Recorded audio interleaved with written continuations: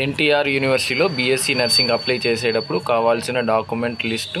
ముందుగా first AP ఎన్సెట్ యొక్క ర్యాంక్ కార్డ్ పీడిఎఫ్ ఫార్మేట్లో 1000 KB లోపల, 10th మార్క్ షీట్ పీడిఎఫ్ ఫార్మేట్లో 1000 KB లోపల కావాలా. ఇంటర్మీడియట్ మార్క్ షీట్ పీడిఎఫ్ ఫార్మేట్లో 1000 KB లోపల ఉండాలా. అదేవిధంగా ఇంటర్మీడియట్ యొక్క ట్రాన్స్ఫర్ సర్టిఫికేట్ పీడిఎఫ్ ఫార్మేట్లో 1000 KB లోపల ఉండాలి. స్టడీ సర్టిఫికేట్ 6th క్లాస్ నుంచి 10th క్లాస్ లోపల పీడిఎఫ్ ఫార్మేట్లో 1000 KB లోపల అయితే ఉండాలా.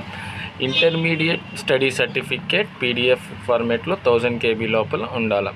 రెసిడెన్స్ సర్టిఫికేట్ మీకు అప్లికబుల్ అయితే అది కూడా పీడిఎఫ్ ఫార్మేట్లో 1000 KB లోపల ఉండాలి. ఎంప్లాయీ సర్టిఫికేట్ మీకు అప్లికబుల్ అయితే మాత్రమే ఈ సర్టిఫికేట్ 1000 KB లోపల పీడిఎఫ్ ఫార్మేట్లో. లోకల్ స్టేటస్ సర్టిఫికేట్ ఇది కూడా మీకు అప్లికబుల్ అయితే మాత్రమే చేసుకోండి పీడిఎఫ్ ఫార్మేట్లో 1000 KB.